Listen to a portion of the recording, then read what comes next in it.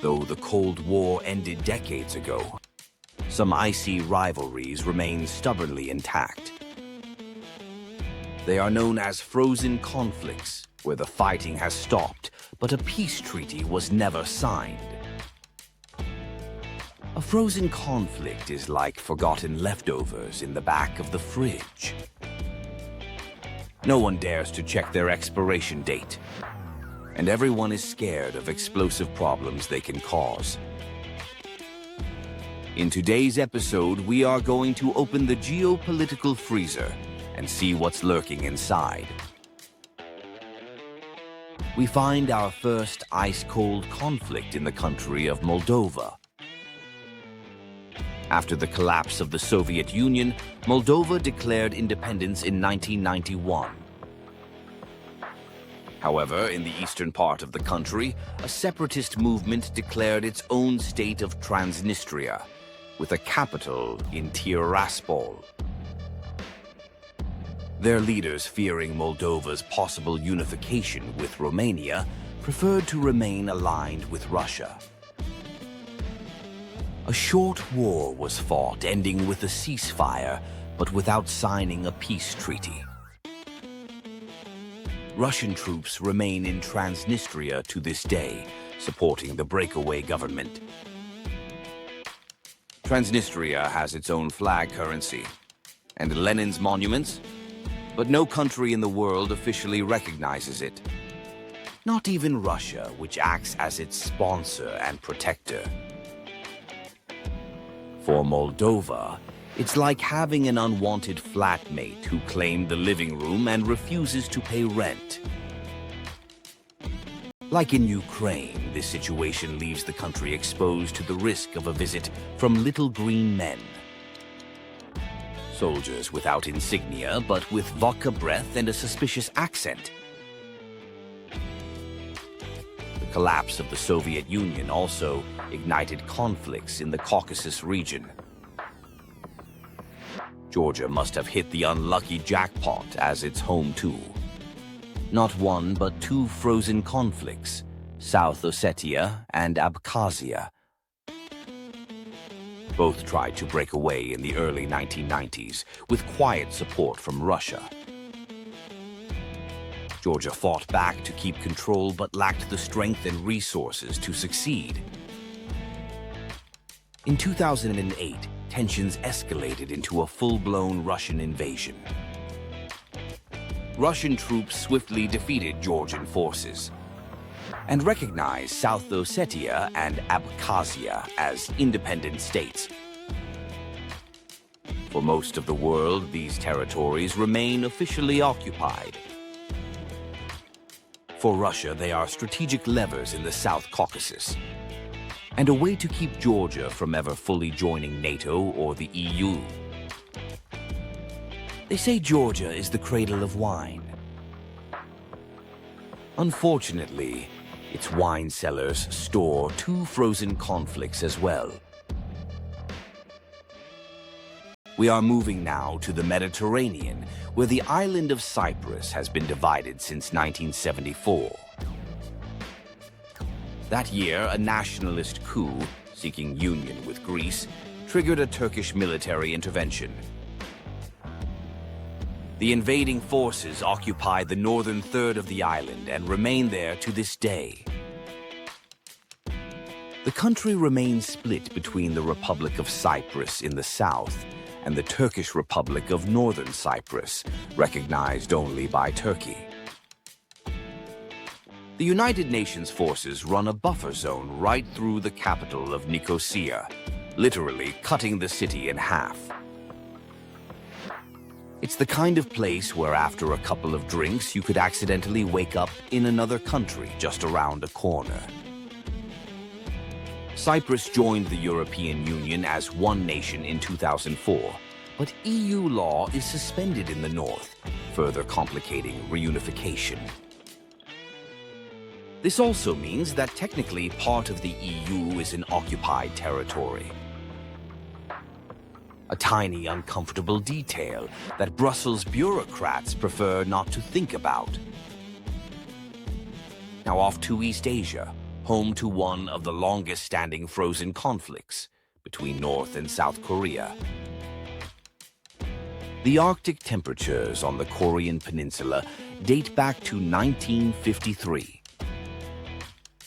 This is when the civil war between the two nations ended, with signing an armistice, but not a peace treaty. And so, more than 70 years later, the Korean War is still an unfinished business. Tensions have only grown over time since North Korea developed nuclear weapons in the early 2000s. Regular missile tests and military exercises constantly raise the temperature of this frozen conflict. The ice beneath Korea could crack at any moment and shock the world even more than K-pop did. For more on the history of Korea's division, check out our episode Countries That Broke Up, linked in the description. Now to North Africa, where Western Sahara is one of the world's most overlooked frozen conflicts. When Spain withdrew from this territory in 1975, Morocco annexed most of it. But the local Sahrawi people, represented by the Polisario Front movement, declared the independent Western Sahara Republic.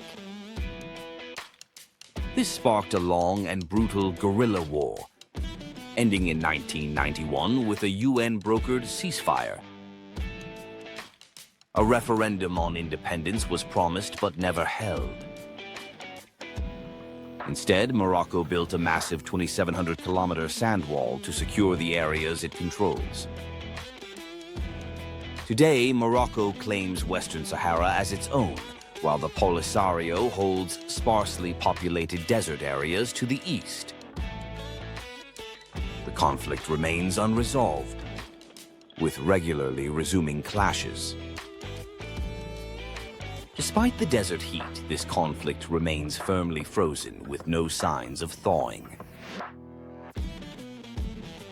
Let's dive into some other examples of conflicts that are lurking beneath the geopolitical waters, like massive icebergs, showing only their tip.